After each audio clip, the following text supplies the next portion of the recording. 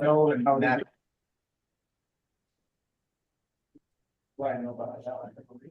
All right, all right, all right. Hey, everybody, how we doing today? Are we excited for another session of Poplar Grove Community Council? Woo! I'm excited. Good, Yes. good. That makes one person in the room. Great. No. Hi, everybody. I'm glad you all are able to make it out today. Online people, can we get a wave? Can you hear us? Yeah. Okay, great. My name is Daniel Tuutau. I am the chair of the Poplar Grove Community Council. We're glad to have you out here for our monthly meeting for the month of March. Just wanted to start off by, just shout out to the board members that are here. We have Dan in the front here, Bethany and Diego, Karen here. I'm Peter. And that's it here in person. We have a couple that aren't here right now, some excused, some just, doing their thing. So we're excited to have you all here. Just a reminder that the community council is that chance that we get to connect with different entities within our neighborhood and try to figure out ways of better communicating and better connecting. And so we like to start off with some of our most important elements. And we're going to start off with our updates from our fire department. So the floor is yours. Yeah, we like to start with you guys because we know time's precious. So come on up to the front.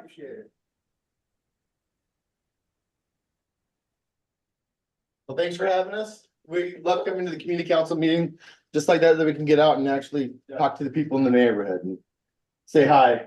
If it's not at Smith's, then we can say hi here, right? And hopefully it's not on an emergency medical call, but we're Station 6. We're representing Station 6. We're right across the street from Smith's, and we're happy to be here. My crew was so happy to be here. As a matter of fact, they prepared an interpretive dance on fire safety that they've been practicing. You didn't tell them, did you? I think if we would have got the word out, there would have been a lot more people here. Actually, no, I'm just kidding. I'm just kidding. So we're a platoon. We're more. You want another platoon doing that dance because we can't dance on this. But just a couple of things. As you know, that it's been a really bad winter for us, right? As in, it's been nice not having to shovel our driveways, but as for water, it's been really, really bad. So everything is starting to get dry, and we know that dry means it's ready to burn. So what we're asking you guys to do is just maybe talk to your neighbors and stuff like that, but be vigilant and keeping your houses and your yards clean of the debris, bushes, dead branches that might just be hanging around. Any kind of leaves that might be up on your roofs, like in the valleys and stuff like that. Let's clean those out and let's get that nice and clean. And also clear out areas where there could be dead branches, dead bushes around the house, because that's where, if let's say your neighbor, we're not really worried about a fire up on the hill here, right? Because we're far enough away. But if your neighbor's kids are playing with fireworks or something like that, and we get something coming over to your house, if you have all that stuff, if you have a big pile of wood that you chopped for this cold winter, and that you didn't use any of it, it's right on your side of your house, right? Like, okay, so we're just saying, let's just clear out an area and have a good space for your house. We can also stop by and do what we call an assessment, a wildland assessment, and look at your house and say, hey, we think maybe you should do this or that, and just give you some suggestions. So if that's something you'd like, you can call our Fire Prevention Bureau and they'll get that set up for you. The last thing that we have to share, we don't have a whole lot, anything really special prepared, but now that the weather's getting nice, we're gonna have a lot more kids out on their bikes, riding around. Today, we just went on a kitchen for an 8-year-old that just got hit by a car today. And it's just, they're out, we're having a good time, they're enjoying the weather. So just be a little bit more vigilant on your surroundings when you're driving, stay the speed limit. And also encourage your kids to wear a helmet. He didn't have a helmet on. And it would have helped with some of his injuries if he would have definitely had a helmet. So let's just be safe out there and keep an eye out on our neighbors. And do you guys have any questions for us? Because I forgot to mention, we have our chief Shriner. He's the battalion too. He's our battalion chief. He's our trusted leader that we respond to. A really smart guy. He'll answer any of your questions that you have. But yeah, I failed to recognize him that he's here. But you guys have anything, questions?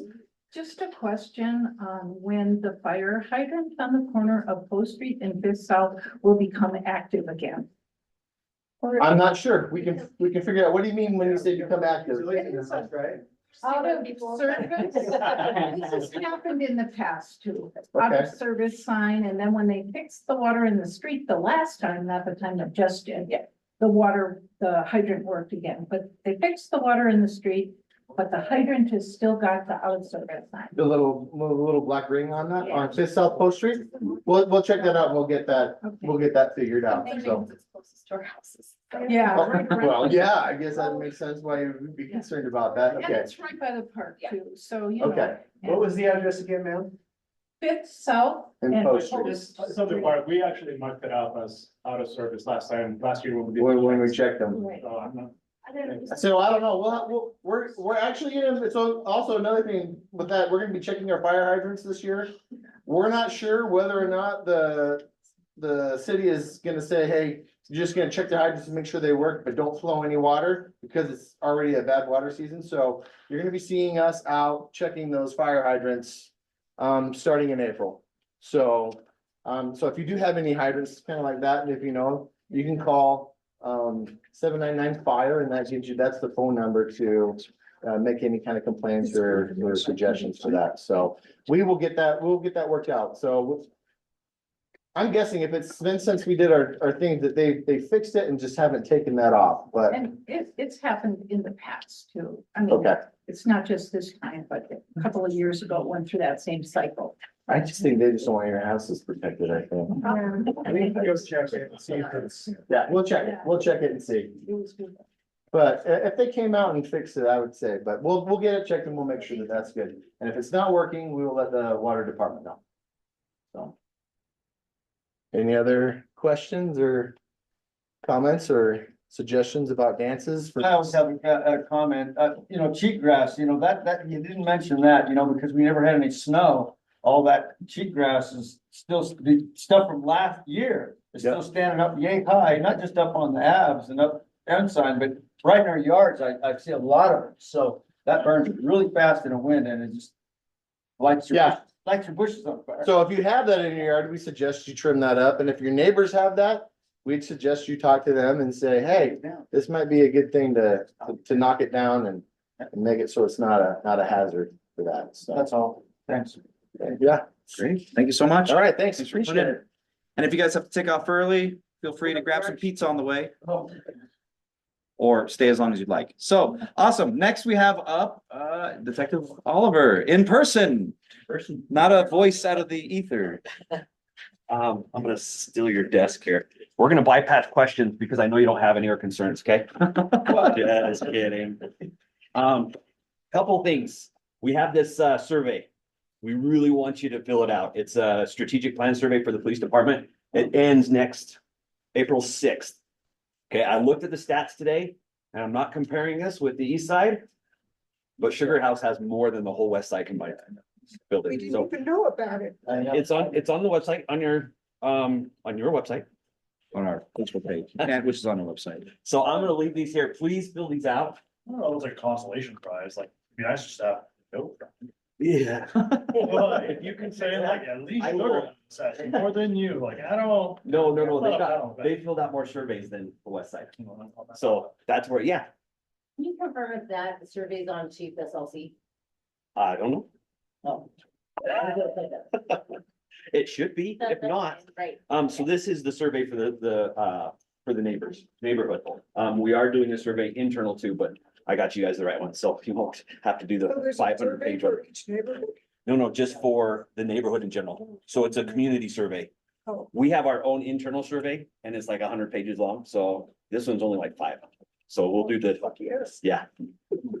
The other thing, Everybody here does like 5 each, then they'll. I know you'll like double Sugar House. Yeah, all right, there you go. So- There's your answer right there. You gotta do at least 10. I'm not. Ah, there it is. If you want beef tonight, fill out the survey. Yeah, please fill out the survey and then take some of these. I got some copies. Take some home. Give them to your neighbors, give them to anybody else. Let's just get these surveys done so we can get a strategic plan for the police department. What you want us to do, what we're not doing well, all that fun stuff. Especially we need representation on the west side. I think that was the only non-question or concern thing I had. Any questions or concerns? I knew you were gonna be first. Why would I miss my chance to talk to you? Yeah, right. Chapman Library, gonna do anything about it or just like let them shoot up? No, we actually have undercover officers there. Where? You still work, you don't work at the Chapman anymore, do you? You retired. I never retired, I worked for the Historical Society. So, so we are, it's definitely on the burner right now. So we do have officers going in there, consistently. We are getting arrests out of there. It's like, there was like the house last year that somebody died, and then they like. Fizzled for a little bit. They like fizzled, but like they're all back again off the streets, like sun comes out, it's warm weather, Yeah. and just like, they've all been plowing into that house. And straight up from Wednesday to like Sunday morning, The same house that the person died in? yeah. Okay. I like the one that's like a little nice white house, and there's like, so.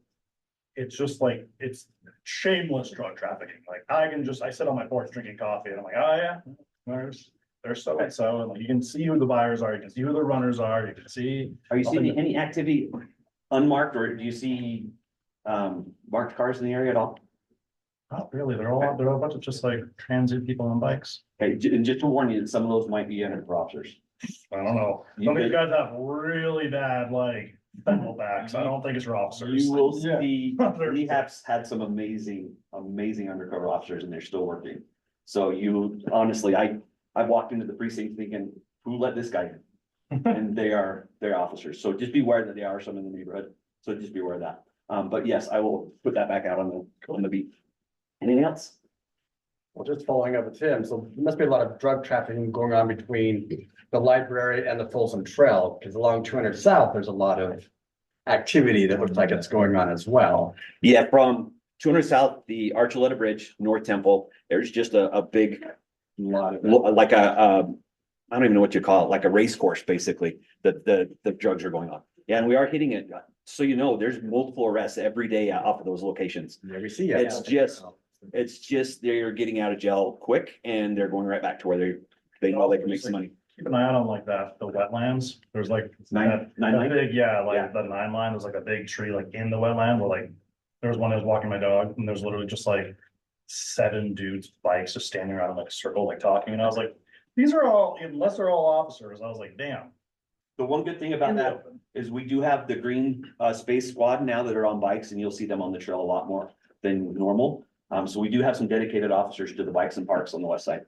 So you hopefully will be seeing a lot more of that. Yeah. Yeah, just one comment, but since that was my idea, right, that wetland preserve was my idea originally. You know, I've kept a real close watch on the homeless activity there. And one nice thing I can say about that wetland preserve is that historically, it's been Hispanic campers there. And they have not harmed anything really. Just go straight across the river to the park or to any direction away from that. And it's, yeah, needles and all kinds of, paraphernalia, all kinds of stuff that, that you don't see inside the wetland preserve. And so just a comment on that. So just be aware that The one day I went in there, Ricky, and there was 9 people sleeping there. No. I mean, the entire thing, that's a lot of people in a little area like that, but it wasn't as bad as it could have been. so just so you're aware though too, camping is illegal. So right, we can't camp in the parks. So whether they're there for other purposes, we still have to I know. mitigate it. But what do we do? I Yeah. mean, I'm not gonna, No, I agree. I'm not gonna. I agree 100%. And I had a stat up here, but I don't have it now. So we are enforcing the no camping a lot more, since last year, a ton more. So that's one thing we're trying to work on as well. But I will note those. Oh, right here, no camping citations. Last year we had like 1,500 no camping citations. The year before that, we were only at 400. So, we are definitely putting an emphasis on no camping. That's in parks and on the trail. And I'll just raise it one more. We have right now arrested or booked 2,100 people. Well, I can't say 2,100 people, but we've had 2,100 bookings into the jail. Our top offender has been booked in twice with 22 misdemeanors since the first of the year. So we have a list of top 50 and majority of those are all repeat offenders. So that's where we're really struggling with. That's pretty much all I have. You don't make the leaderboards will not do anything. We have a great leaderboard. Boy, I don't, it's a bad leaderboard to be on. I know, it is. So just as my police announcements, I was at the mayor's quarterly council meeting for chairs and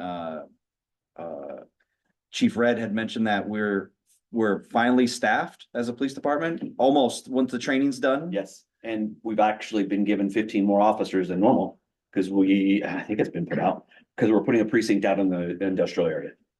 So that's mainly. So, I mean, I'm talking to him, but I'm talking to all of us that we're like, for the first time in years, Yeah. we have a fully staffed police. We're gonna have a fully staffed police. And that force. really goes to proactivity. One of our stats is we're up 24% in proactivity. That gives us time to actually go out and be proactive instead of responding to calls. So whenever We should we're, be Celebrating. whenever we're up on numbers is a huge plus for the community.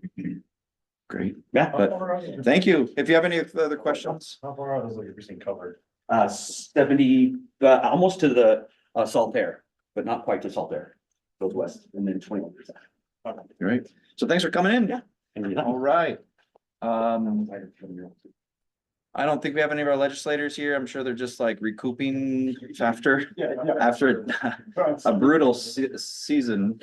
All right, Alicia.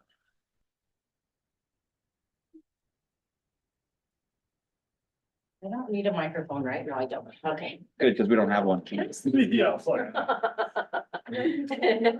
Come over here. We need you. No. We have an owl. That's true. Is it following me? Hi, everyone. So I've been tasked to talk to you about the city budget. So I have. No wonder you want to go hiding. Oh, no. Thank you. I'm not the expert on finances. I'm not in that department. I'm just the messenger. I will write down your comments, questions. And, so this is just the basics 101. If you have questions, you can submit your questions. I can write them down. Next month, I will have follow-up information about the budget for this coming year. Okay. So the general fund is our main account for our operations. General fund. There's gonna be a pop quiz, so you have to pay attention, all right? The city also has two enterprise funds, which is the public utilities and the airport. Enterprise funds are like private companies. They have their own revenue sources and expenditures. They do not receive any taxes, but rely on their own fees and revenue to pay for their services, maintenance, and infrastructure. Additionally, the enterprise funds do not subsidize the general fund. The general fund can charge the airport for providing PD and fire for services, but we cannot use airport revenue to pay for park, for example, park maintenance. Separate buckets, 3 buckets. Right, 3 buckets. Okay, So on the enterprise funds for like the utilities, yes?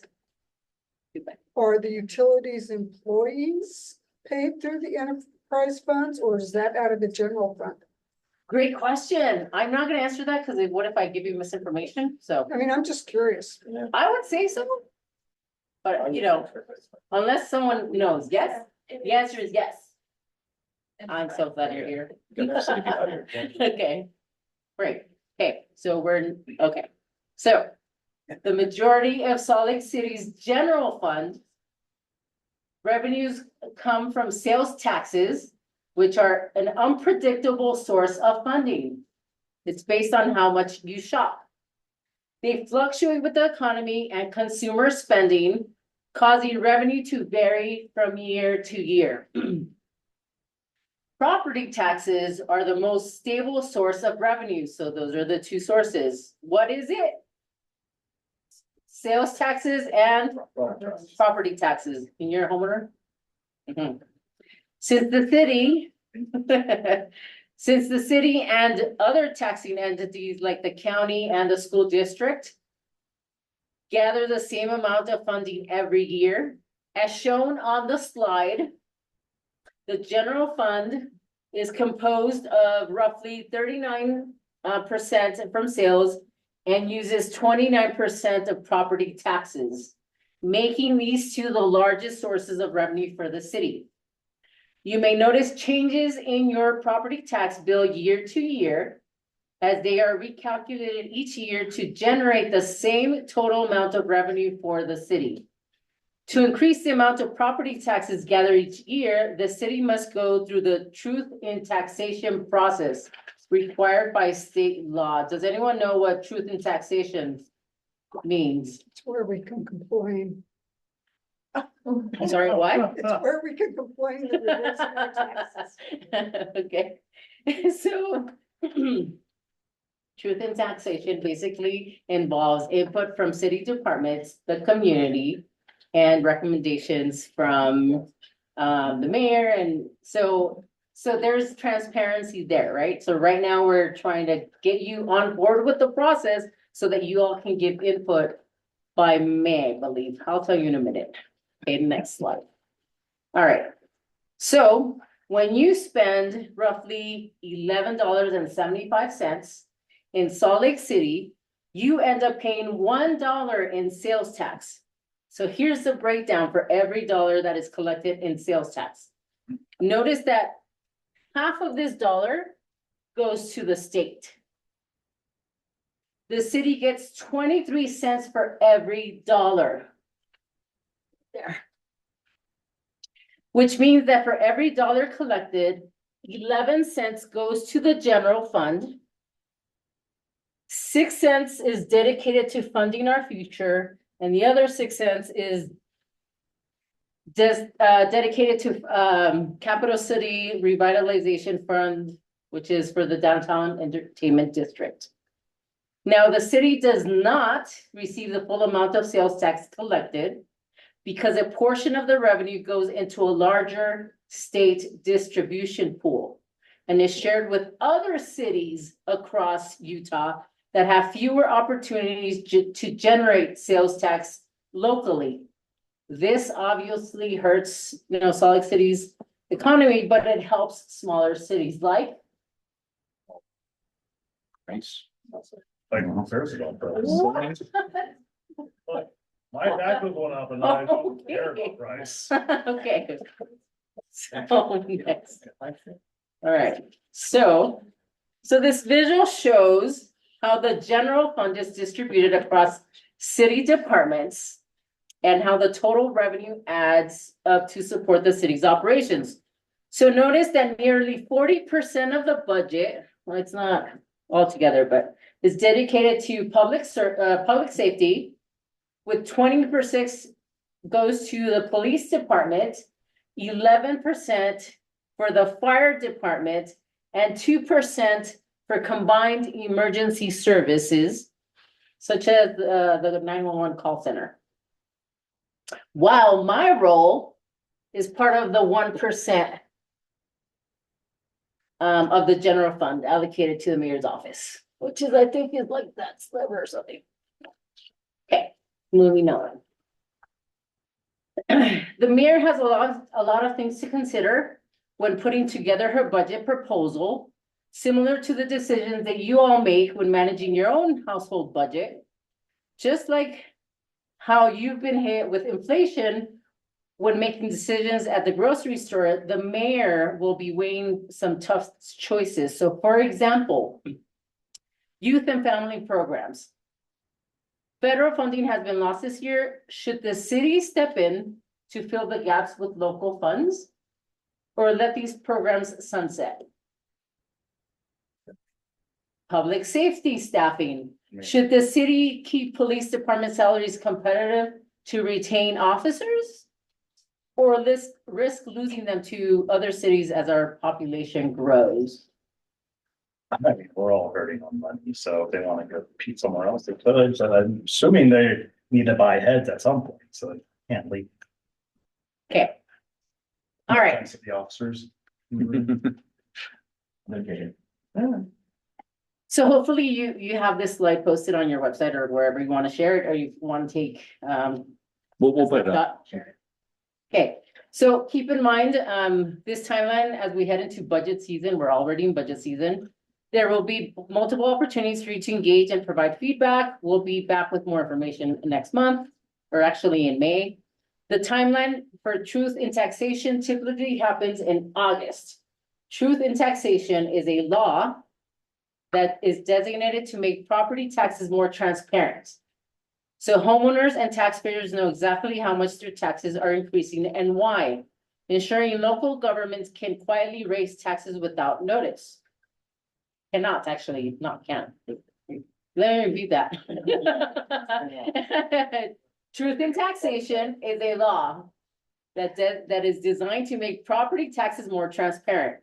So homeowners and taxpayers know exactly how much their taxes are increasing and why, ensuring that local government cannot quietly raise taxes without notice. So by law, the truth in taxation timeline typically occurs in August. So right now, January through March, we're in it.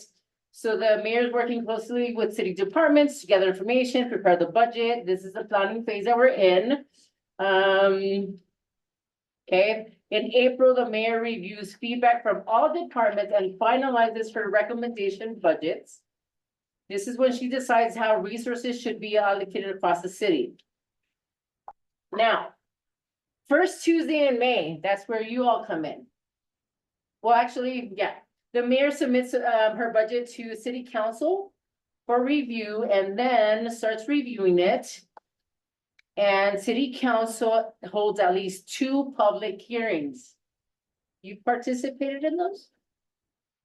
Yes, have you? No, you made this weird. During this time, residents can provide input and ask questions. By June 30th, the council adopts a balanced budget. And So for those meetings though, because I've tried to go to them in Yeah. years prior. Okay. And they host them at like the most inconvenient time if you have like a job. like what, in the morning, Like in the midday? afternoon, like midday, which is like, I have like an, 8 to 6. Yeah. It'd be super nice to just like, if they're gonna do it, they're You gonna have, can't take PTO? oh, I should cut into my PTO to go discuss with the city about things that they shouldn't, Okay, should or should not be taxed. so is there any other way that you can submit your, Well, I mean, That's like, your if you're gonna feedback. have, like, I'm not like, it's not a me thing, right? Like, I'm assuming there are other people in this room that also have jobs. Yeah. That also cannot attend these meetings. Yep. So they want public input, like, they should probably try to have these meetings, maybe like a weekend, right? Like a Saturday, or somewhere where like the public can actually show up and give input. I mean, you guys are getting paid enough money, you might as well just like work on a weekend, like some people do, and just like let I us do. actually give input. you even know? Sundays, Same. times? So it'd be nice for the availability to be flexible for the people that are actually getting taxed. Rather than just being like, because I've showed up to these meetings after they've already had like the Ah. session, and they're like, well, this is what we discussed in the earlier session. Like, we're not really accepting public input now for this, but like, So are they recorded, do you know? I feel From, like seeing a recording doesn't allow me to give input in the time of interaction. and you have not submitted written feedback? Have you talked to your councilman? Of course I have. Oh, okay, It's like talking to a box. ah, Yeah, you okay, get better input if you just like speak to the peacocks outside. Yeah. okay, let me take back that feedback and see what they say. Absolutely. All right, cool. Let's see, so with this QR code here, you can visit the website and get the full budget book. Guess how long it is? It's about 500 pages, but it does have good table content, so you can skip through 300 pages and go straight to the topic that you're interested in. You can also share your priorities with the city by going directly to the mayor's, through the site, through their website. Anyone wants to add something that I did not cover based on your experience or based on your, yes, your status with the city as a city employee? I just wanted to add that the truth and taxation meeting last year was at 7 p.m. It was a weekday, which I know can be kind of tough, but 7 p.m. feels a little more approachable for those of us who have. Yeah, 100%. Ah, cool. So it could happen this year as well. Oh, no. Okay, cool. Do you want me to give feedback on, no, not that.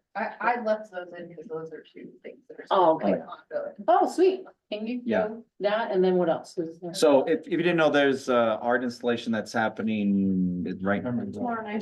Starting And tomorrow. we're still looking for volunteers for. Yes. So it'll be over at Memory Grove. And it should be supposedly he's really famous, but when, I don't know, when someone tells Yeah. me someone's famous and I never heard of him, they're not that famous, but like he's famous. Yeah. No, I was like, I know him. And then this is, I'm a dog. Oh. the deadline is March 27th, so it's. So it's this Friday. So artists in the classroom grant. So are there teachers in the room or you're connected to teachers in elementary? Oh. Fantastic. So you want an artist in the classroom at, I don't know, Glendale, Rose Park? Yeah, so the arts grant, I think it gives like 3,000 to pay an artist to come into the school to teach and stuff. So there's not a lot of time there, but you know, there's still some time, you know. between Yes. hours and that. Great. And do you want me to give updates about the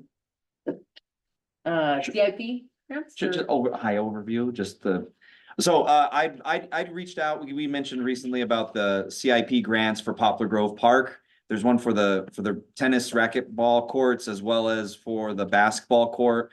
And they had come in 3 years ago and showed us what they thought it would look like. And then now it's 2026. So I was like, hey, what's going on? And we got a slight update. We're gonna probably have them come give a more in-depth update, but ultimately what had happened was they decided they were working on the racquetball, not racquetball, the tennis pickleball courts.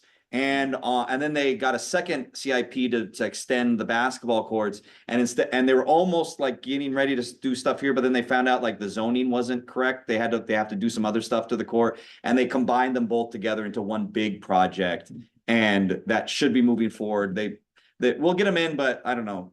They promise timelines all the time, but they said by the end of this year, get started on that, but we'll see where that's at. But that was another thing that we'd asked about Alicia last month, and she was able to start making those connections for us.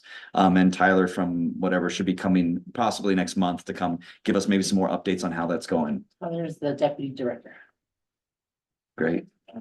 So thank you. If you have any other questions, feel free to reach out. Thanks for taking the hot seat up here. Okay. And Ricky, was this your favorite? Thanks for coming, guys. Grab a drink if you want. Large and he's way more responsive.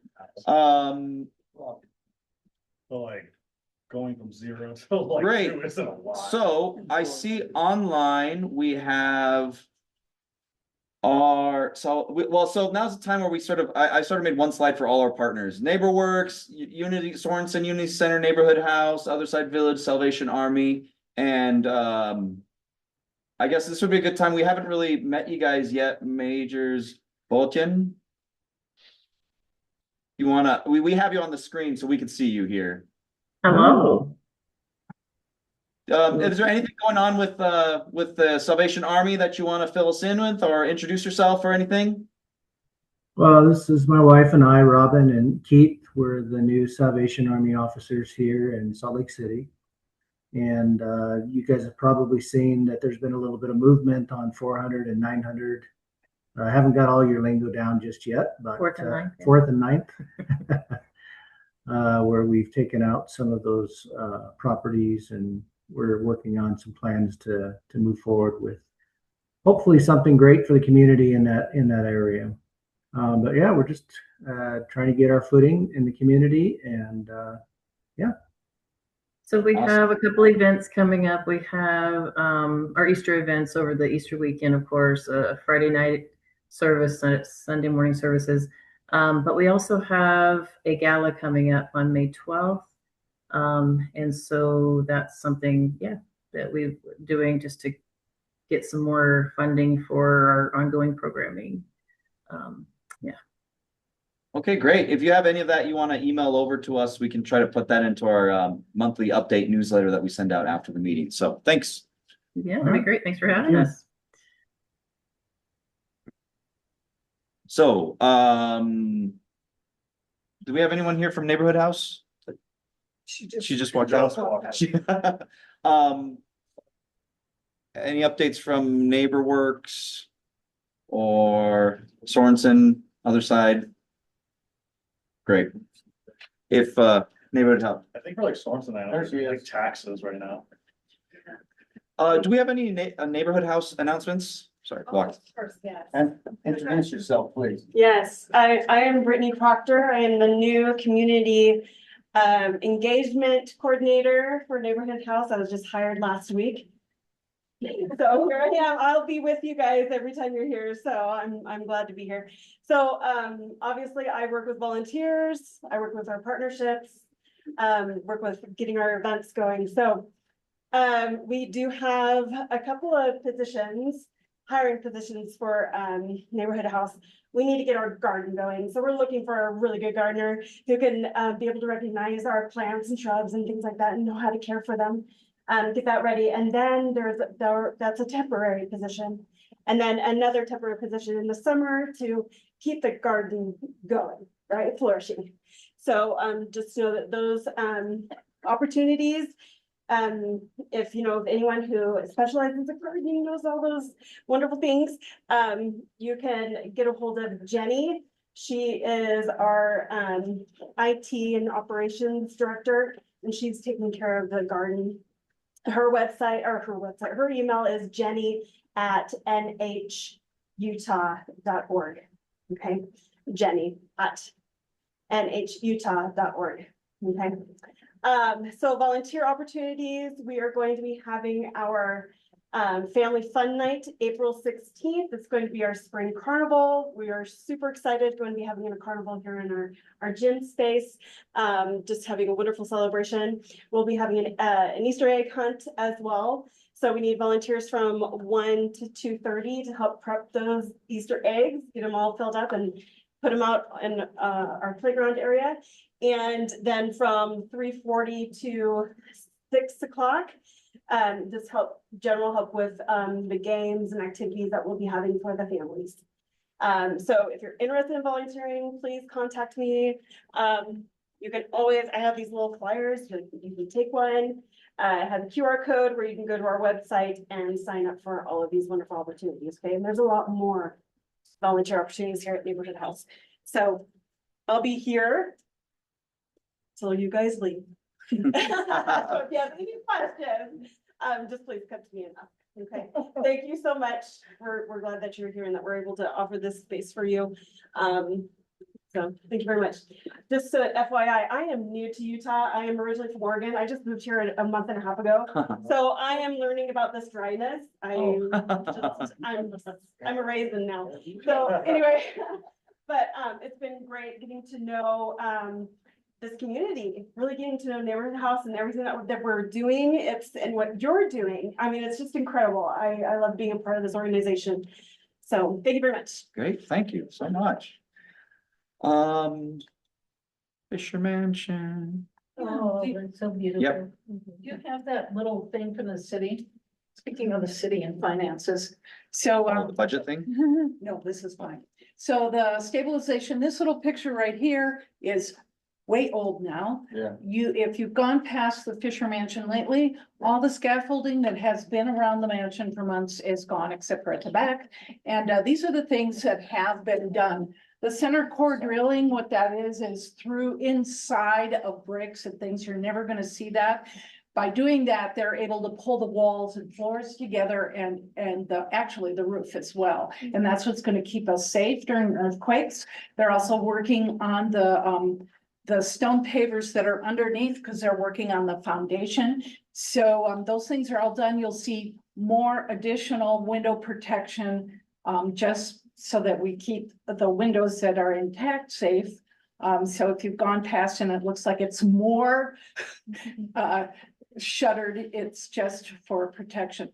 They're moving now into the inside. They literally, and yeah, you can also attest to this. They have, and you as well, have located every single crack inside and outside on plaster, in bricks, and all that is being repaired. So that's what's going on right now. You're going to see a lot of things, a lot of more things happening in the near future for the things. There is, this is what is kind of happening now. And if you go up a little bit further, this is what, actually, this is what is going on for the whole thing. And up here is, it says a little, there we go. This is what is being done currently. The stuff underneath is what we proposed originally, and they are actually doing everything. And taking care of the stuff that's inside. For those of you who have been in the inside, all the original woodworking, everything like that is being preserved. So, yeah. Great, Questions? great updates. Thanks so much. I was like, oh. Okay. Poplar Grove updates. Now we get some time before we start getting the public presentations. We have a bit of actual business to take care of today, which is gonna be fun. First of all, we have gone ahead and are, let's see if I can. There we go, full screen. We have gone through and made some updates to our bylaws. And part of that is gonna be voting on that today. Honestly, like, there's that balance of like, you want to know what's going on, but also like, it's a lot of stuff that we haven't made major structural changes, but it's just narrowing what we do. The bylaws were last updated in 2019, so it's been a few years. There's several things in our old bylaws that we weren't doing anyway, and so instead of being like, you can either follow the rules or change the rules, and so we're changing the rules to match what we're doing now. We have 2 copies of the old and the new that we can just kind of pass around if anyone cares really very much. We're gonna go through the regular elections and then we'll just come back and touch on the bylaws again. In addition, I mean, one of the other things that we are updating the bylaws is how we update the bylaws. So the current bylaws just say you can update them at the executive board can just update them. I mean, it's if you feel like taking a look at it, there's just they're also available on the website there. So if you go to our Poplar Grove website, and you click on under council, there is a link there in there with bylaws, and it has the bylaws there. So if you have your phone or something and you want to just look them up, you can. We sent those out a little bit ago in our email list, but you know, a lot of people don't really read that stuff. We understand. I don't read a lot of stuff when it comes to my way, but we do want to be transparent about changes that we're making. We're not just like sneaking around and doing that. So part of that is being transparent there. So we'll come back to the vote if anyone has any major oppositions to changes that are being made, but Tell us just a few like basic changes.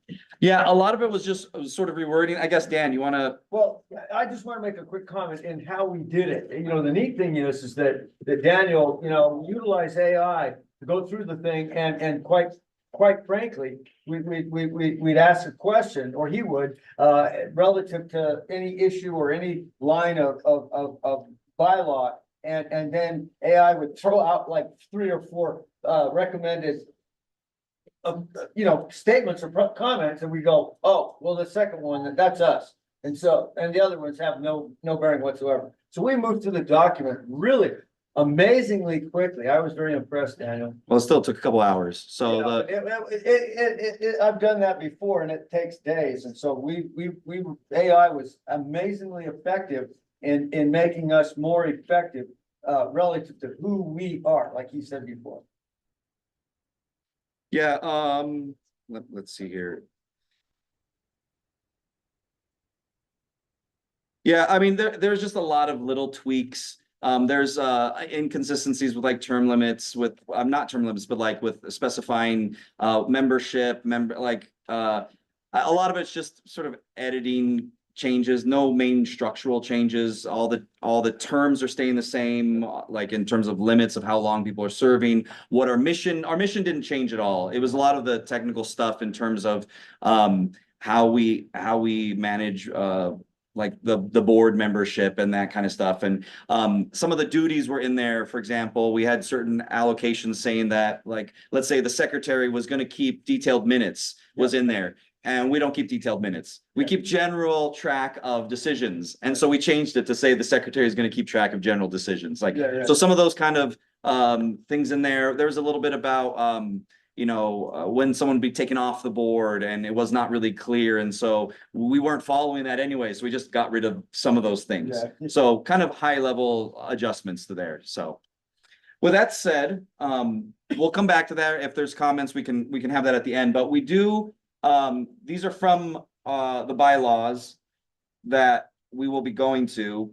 And these are actually the same, but it talks about the membership and it's just good. This is our annual meeting. If you didn't know, welcome to the annual meeting. Every March, as part of our bylaws, we have the annual meeting where we re-elect leadership within the board as well as members onto the board. And just to let you know, the types of membership that we have for the Poplar Grove Community Council is either individual or organizational. So individual membership is any resident 18 years of age or older that is in the area of our community council. And once again, to cover the area of the community council goes from North Temple down to 900 South. It goes from the 15 freeway out till the city ends. So that's the area of our community council boundaries. So anyone that lives here, you are a member of the council, whether you want to or not, you are. And then also there's the organizational membership. So that's any property owner, civic organization, business, service agency, or institution located in the area. So Neighborhood House is a member, even though they're like a whole bunch of people, they're a member because they're organizationally. So people that own property here or have a business here, you're part of the council as well. And then the duties of the membership of the community council, which is everybody here, we determine the general policy of the council, elect the board of directors, and delegate to the board of directors the management of the activities of the council. So that's just setting up who is part of the membership. And then get into the right. Oh, no, wrong button. Here we go. Powers and duties. There shall be a board of directors. So this is what we're going to be voting on. Those people here in the room are counted as those that care enough to vote. So there's a board of directors which shall conduct the business of the council under the general direction of the membership. The board may adopt rules necessary for the conduct of its affairs, provided they do not conflict with these bylaws. And then the term of office for each director shall be 2 years, with approximately 1/2 of the directors elected each year. And so we have that tracked where those on the board, half of them are up for re-election every 2 years. And so every year is half of the board so that we don't have everyone getting changed up at the same time. And so as far as those that need to be re-elected, this year we have Dan Potts, Diego and Bethany, Diego and Bethany just joined last year, but they came in halfway through the term with the division. So they finished up the first half of the term that they filled in, and then they're continuing on. So they're starting a new fresh two years this year. We always, again, we have it open if there's other people that want to join the board. We actually did that with Ricky like a couple years ago, where he just, I think it was like your second meeting. Yeah, I just showed up. And then we're like, does anyone else want to be on the board? And he was like, I want to. And so we put him on. So we opened the floor. Is there anyone else that's interested in being on the board currently in this meeting? Yeah, I kind of. Do it. What do I have to do? So you'll have to raise your hand and introduce yourself, and then we'll all vote we're voting collectively. What do you have to do if you're? Oh, so if What's the responsibilities of a board member are, we have almost monthly, I mean, generally monthly meetings, occasionally something comes up, but we have a monthly Zoom meeting that we have as a board of directors. And in addition, we have these 8 community meetings. We have them every month except for 2 in the summer, which is June and July, and 2 in the winter, November and December. We do not meet as a monthly group here. So it's those other 8 meetings. We put on the Groove in the Grove event, which is our major community event, and then other assignments as needed. And as the chair, I ask people to give whatever time they have, and some people have a ton, and some people don't have very much at all, and we are happy to get whatever we can get there. So if you're interested, you want to go ahead and introduce yourself. And hello, my name is Autumn Wagner, and I have met some of you, and I would be really interested in joining this board and seeing what I can do to be of service to this community, because I really love it. But on that note, so what do you do? So, because, you know, we all have different skills of some kind, and so Sure. what would you provide to us, do you That's think? great. That's a great question. I'm so glad you asked. Community engagement. I love interacting with people. I love talking to people. I work for an animal welfare organization, so I can bring a lot of information for people, for resources if they need help fixing their cats, their dogs, their outdoor kitty friends, where to go for food, where to go to get them sterilized. So I have that kind of knowledge. Plus, as I'm interacting and finding new people, I always love to find new resources and places to connect people to those resources. So I'm really interested in things like that. Great. Skill set, enthusiasm. Yeah. Did I spell that correctly? Yes, you Okay. did. Perfect. I mean, actually I didn't, but spell check fixed me, so. Great. Yes. I'm Kendall. Hi. But yeah, I'm like, what, now I'm like blinking. I'm like, what were the things you said? You just introduced yourself, right? Yeah, just introduce yourself. Yeah, I'm Kendall. I live just here on Emory. I've lived there for about 10 years now. But skill set wise, I'm like, I have a wealth of background of knowledge of marketing and graphic design and lots of access to those sorts of things. So while my time is limited, I do have, if there's things like posters, graphics, logos, web design, Instagram, all those sorts of things, I'm always happy to bend an ear and help with those sorts of things wherever needed, and have all the programs and things like that too. So I can help on that. Yeah. Great. Yeah, cool. Want your name on the list? You ready? All right. Love that. I love this meeting. I can see more. How many people are on this? So currently, and it's in the bylaws, so we can have up to 12. Yeah. Maximum of 12. Yeah.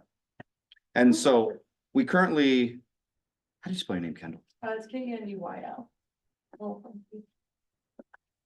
Yeah, DYL. DYL. Yeah. And then Schofield is SCHOFIELD.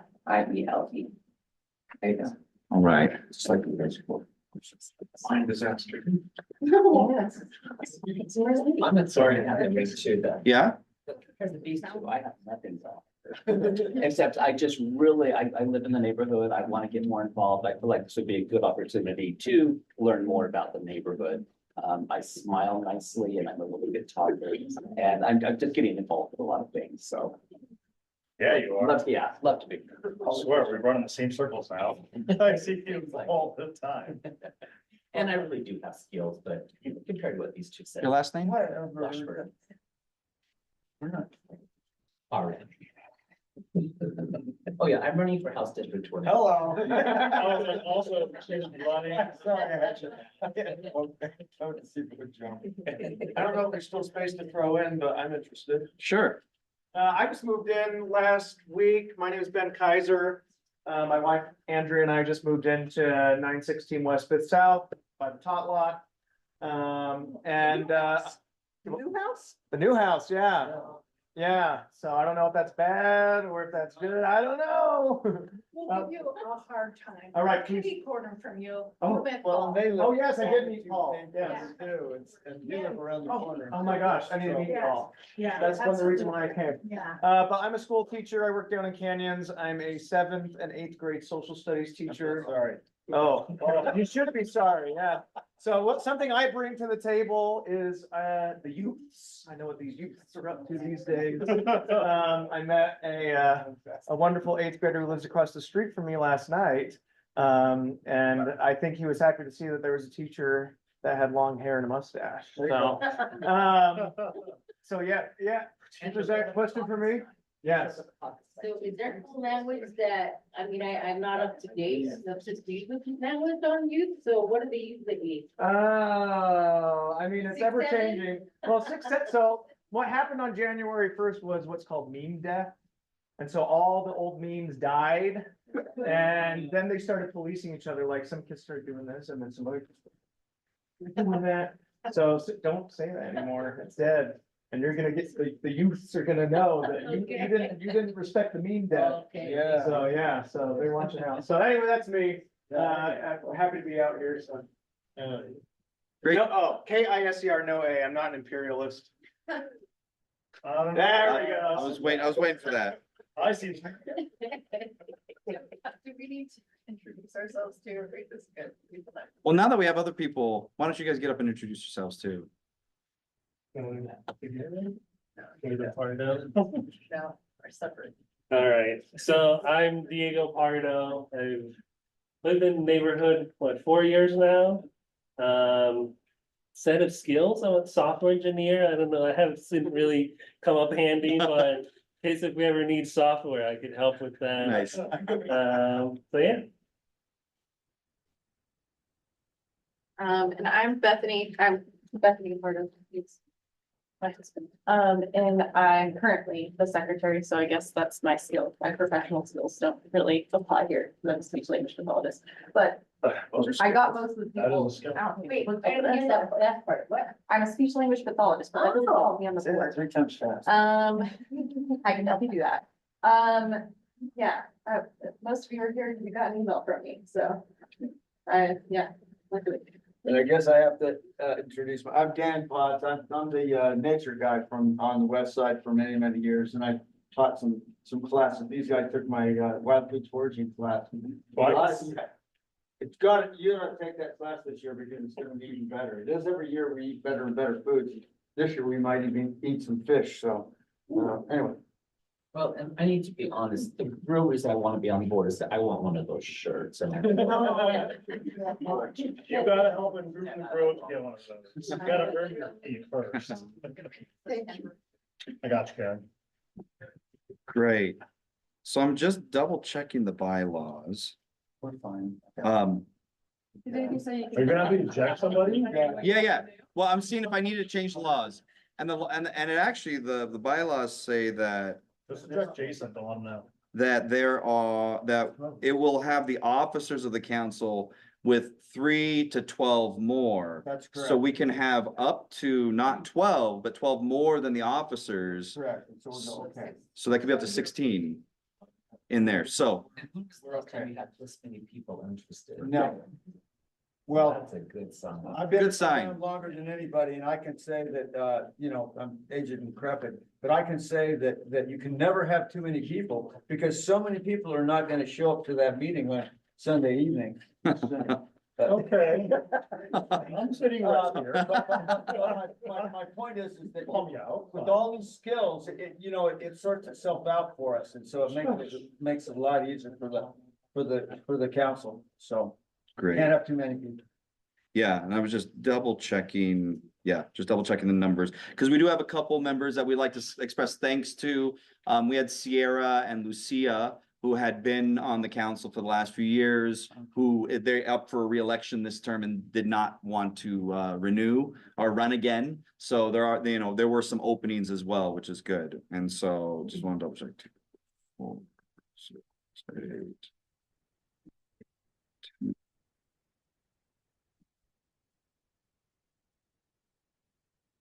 Perfect. Yeah, no, we still have enough. So we have room.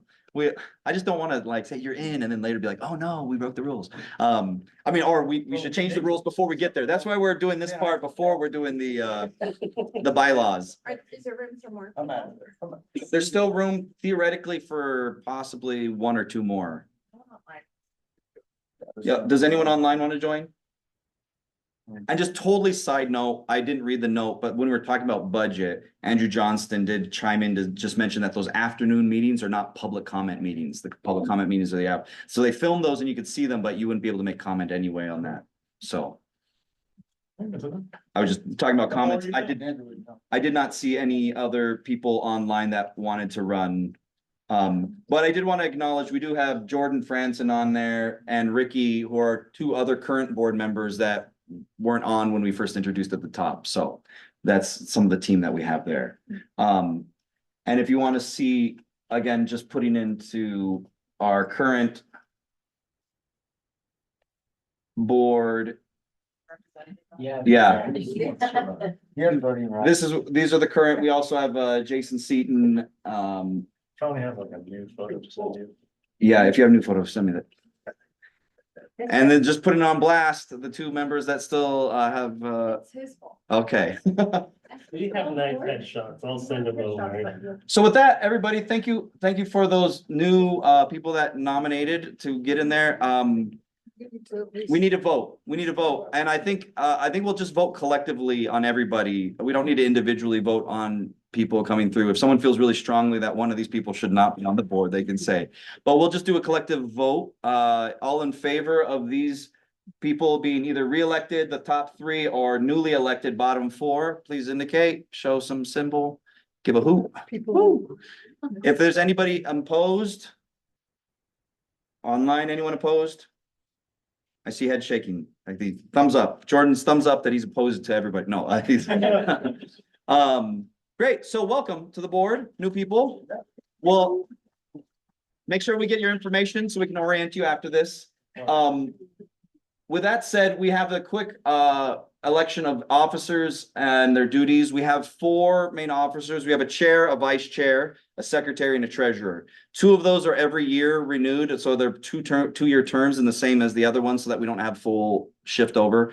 This year is the vice chair and the secretary. Well, we voted for you on the board, and now we have to vote for the secretary part. Well, we will in a second.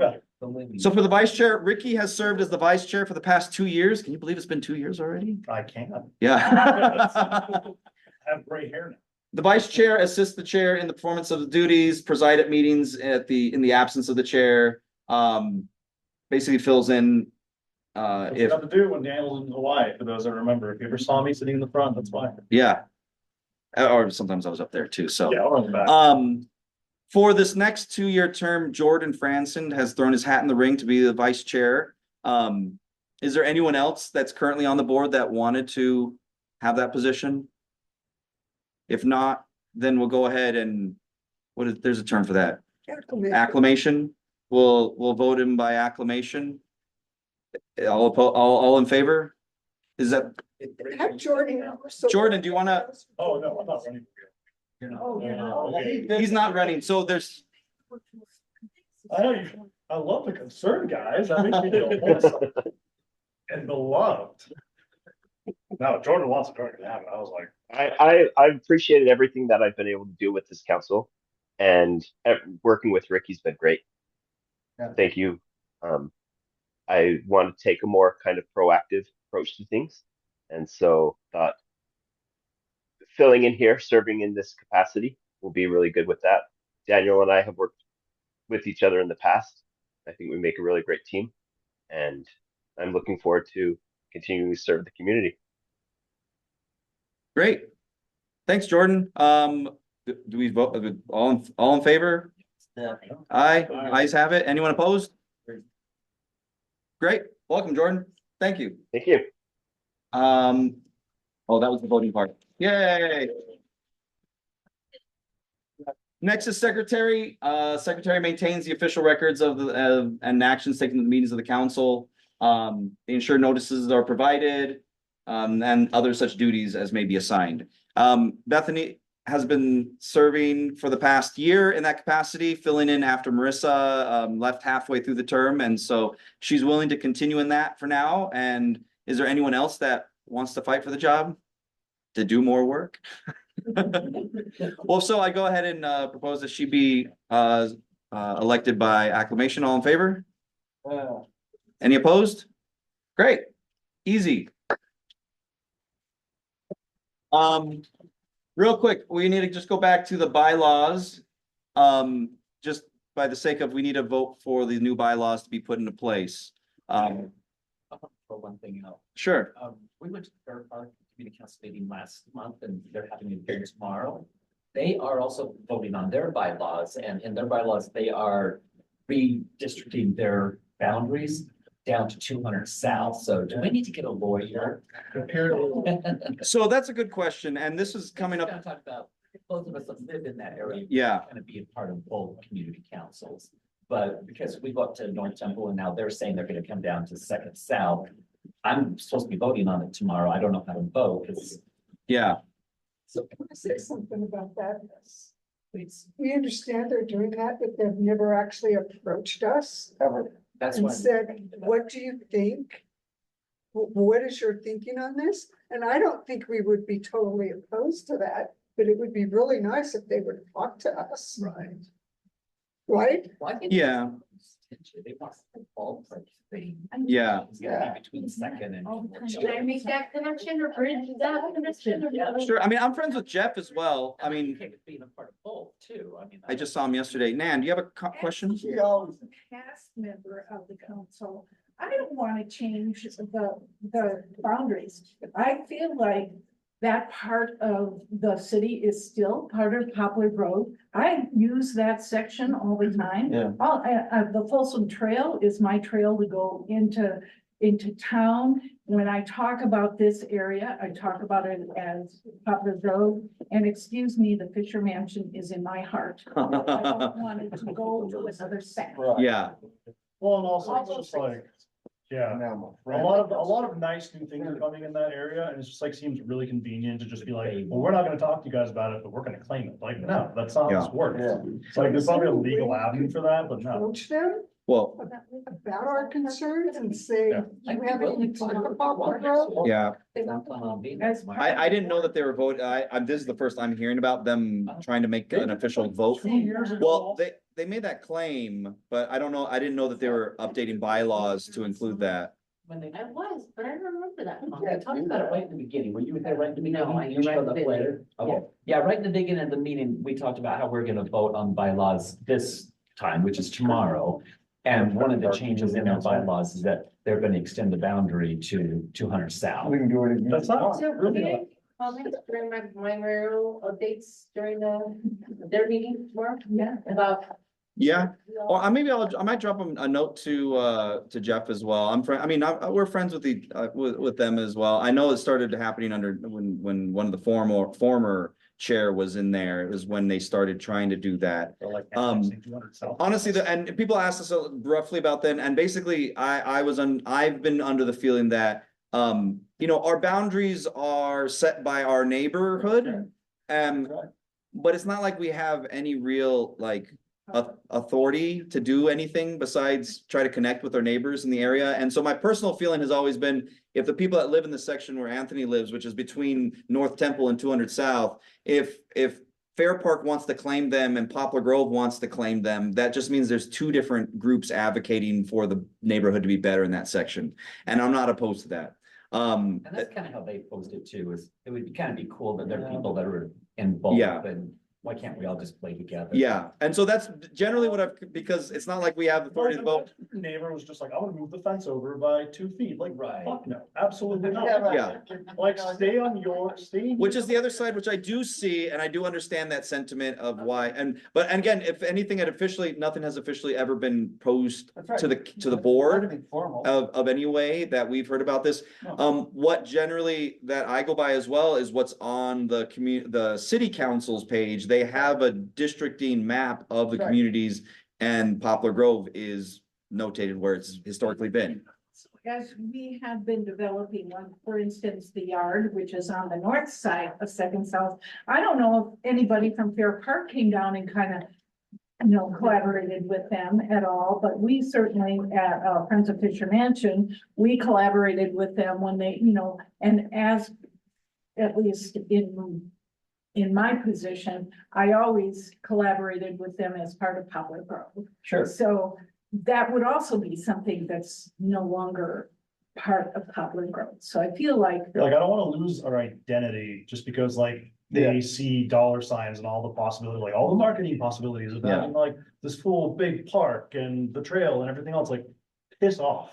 And also what I hear a lot is, well, the freeway is really a boundary. Well, of course it's a boundary because the freeway stuck itself in it.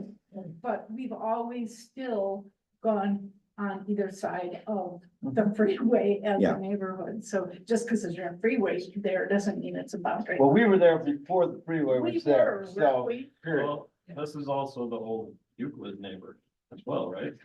So No, the Euclid neighborhood is more of a new development right at the Euclid area. That They're- goes they're- back like decades. Yeah, but they haven't been the Euclid But neighborhood. they should probably succeed and be their own community. Yeah, they want to be their own as well, yeah. So I don't want anybody to be upset. On the Democratic Party, I've got like a bio now that it says I'm from Poplar Grove /Fair Park, because I just don't know what to put, so. West side. Yeah, That's and I do put west side, but then I kind of. Well, well, it's good to put it up there for the locals, for everyone else in the city, we're just Glendale and Rose Park, so, so, that's good to know. Thank you for keeping us in that loop, and I don't have a direct answer to that. I do know our bylaws specifically state where our boundaries are, and they have been the same boundaries for a long time.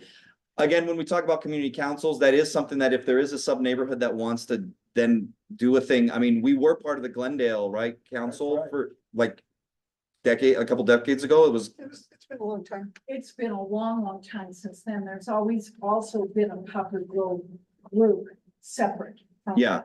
Yeah, it's just like- But just explain that sometimes councils have come together and got, I mean, currently, there's two community councils, West Point and Jordan Meadows, which were inches away from joining because they didn't have enough leadership to have two separate community councils, and then they decided to not join, and then there's one guy running the other council. So, I mean, that happens with the neighborhoods. Luckily, I feel happy that our neighborhood is strong enough that we have all of you Oh, here. after tonight, we have double large. Yeah. We're between popular. Yeah. All my Tongan family. Oh, you live in Poplar Grove. Yeah, it's very popular.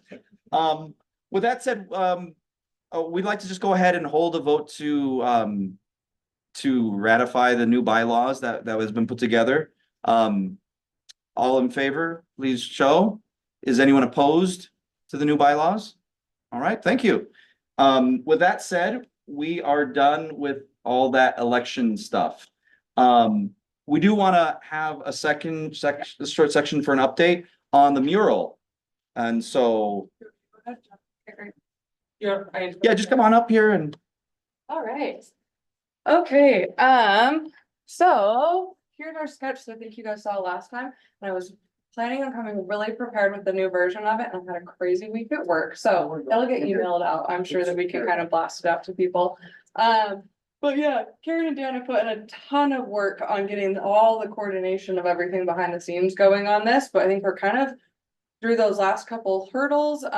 We're going to the Arts Council towards the end of the month to kind of get final approval from them. That was kind of an extra hoop to jump through because of it being on a city-owned building, being the back of the precinct wall.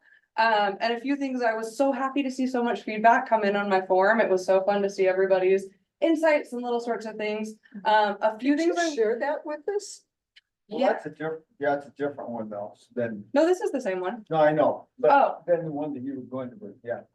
Oh, yes, just that there's been updates to this, so I can kind of talk through a little bit of that and the things I took in from your guys' forums. There was a lot of feedback of like, great, love it, which is so fun to hear. But then a few things we're talking about, like the height and the usage on the wall. One of the reasons why it is that way is because with the city council and it being a volunteer-led project through the Love Your Blocks, is that they are concerned with height restrictions on things. As soon as we start all going up on ladders in the tight space, makes it a lot less accessible for people. So we're much more likely to get final approval from the city when things stay a little bit lower. It also helps with maintenance going forward, that they're like, if we keep things in an accessible place, it makes it more likely for them not to be worried about future issues. So that is a reason why it is kind of long and narrow and doesn't kind of go up. Originally, it had clouds and trees and a whole big thing, and they like kind of toned it down. But yeah, just a few kind of basic updates of what I've been working on. I don't know how much of, well, I guess in the basics of it, I don't know, shared last year, but that is the direct from the cutoffs of the river is the bird's eye view of the Jordan River in Poplar Grove. So that's what that background piece is. And then we've got kind of some of the animals, flowers, things like that going in. But I'm working on incorporating just like cleaning up a lot of the colors, a lot of the kind of like clutter through here, getting an actual typeface put in there, changing some colorways on a few different things, and then just coming up with final stylization of like where those actual lines are going, because it's kind of, you know, a sketch of like there's a peacock feather, but what are those actual lines look like? How's everything going to lay out and be really clear for when everybody, I'm sure in this room, is going to come and volunteer and And hopefully we'll have really cool t-shirts too. So I'm working on trying to get some free t-shirts for everybody who wants to come and paint. That'll be cool Poplar Grove t-shirts. So Great. yeah, we'll see. Daniel on that. He's so cool. I'm so glad you're on the board. Oh, okay, great. Like, and I'm like, I've got a four-head screen printing press in my garage on Emery. So I'm like, we've got lots of opportunities for free screen printing. Great. So cool. Any questions on this? Good. If so, Great. she's on board now. So Yeah, bother. perfect. Great. Yeah.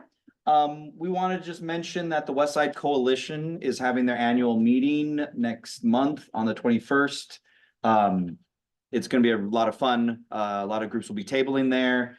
There also be dinner by Red Iguana and this is a little bit older one. There's some other the new one talks about Mariachi Fuego is going to be performing there as entertainment. But we're also having the elections for the board. So that's another board. They don't have as many positions though. They only have 3 positions that are opening and only one of them is really totally open. The other 2 are people that have positions that are running re-electing. So, but that if you're interested in throwing your hat in the ring there, applications for the West Side Coalition Board is due by the 14th of April if you want to be considered in that meeting. And then expect to come to the meeting and give a 2-minute spiel on why you should be elected. That should be a good event. I'll just enter into that. Sure, or if you just go to westsideslc.org on the main page as well is going to have the link to the elections page. And there's like just a Google form to fill out. It basically all you need is like a bio, why you want to run, and a headshot, a picture that you email in. This is just more of an update. A lot of you have probably heard a big warehouse has been purchased over in our neighborhood in Poplar Grove. It's may be converted into an ICE detention facility. There's a lot of moving parts about, there's just even last night, the city council had a vote to limit water usage as a way of trying to create legal steps. Basically, there's a lot of places across the country where detention facilities were supposed to go in, but never went in. So we're trying to learn, like, what do they do? Let's see if we can do that kind of stuff. A lot is still in the air. The board put out a statement that we're against it as a board. We also put out a statement that we understand that there's a lot of different feelings within our neighborhoods, but we as a board collectively felt that this is not a good thing to go in our specifically in our neighborhood that already our west side communities already have a prison and an airport and an inland port and all the bad projects. Yeah. Nice, have something nice. So nice, not ice. Yeah. Put it on a shirt. The power district updates, again, in this area up here, there's some great new things that are going on. Thepowerdistrict.com just went live yesterday, which has a bunch of updates about this project that's going in. It's going to be pretty cool. There'll be challenges that'll be developing in our neighborhoods because of that. But it's going to be nice to see that big industrial wasteland become something impressive. And if he's starting to like river cleanup soon, like this year. There's a lot of different elements in there. So the last announcement that they made, I was invited to as the chair, was that the city announced a partnership with Field Ops, Field Operations, which is sort of like the world's best landscaping architecture company. They've made like tons of those like famous-y kind of like in Seattle, Highland, yeah. Oh Yeah, a lot of those really cool outdoor places. So they want to turn that sort of Fair Park, Poplar Grove region into something like that, which will be really cool to see as that comes together. And one of the legislators was there talking about wanting to see people kayaking and canoeing and swimming in the rivers and making the river. So and one of the questions that I saw online was like, how far is that project going to go? And it's like, well, you can't have clean swimming water here and junky water right here in our neighborhood. So hopefully that's going to mean like changing of the river all the way up and down. I don't have all the answers, but that's up and live. Check it out. It's really cool. We like to remind you once again on our website, we try to put up organizational input. If there's new things coming in and the city sends it to us, we try our best to put it up online. And then we have a little news tab that we finally had a piece of news. So I activated again. Our last piece of news was like 6 years old or something like that. So I had put in there, last meeting, we had a vote to write a letter about the biofilter project, which we wrote and sent off, and we got a response. Both the call and the response are in that section under the news. So if you'd like to read those letters directly, we're trying to just be as transparent with whatever we're doing there. So those are visible there. Great. Thanks for all that. We are short on time, so we're just going to plow through real quick with the presentations that we have here. So first up, we have. Okay, apparently they're working on it in the local market at the other side village, and maybe Denise will sometimes come in and see. The market is once a month now. Okay, great. Do we have this? Yes. All right, come on over.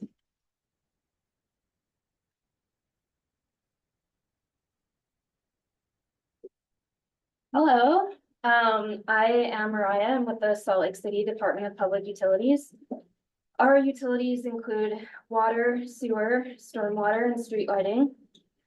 We have over 650 miles of sanitary sewer pipes and 3 large diameter trunk lines, carrying all the wastewater generated in the city to the treatment plant.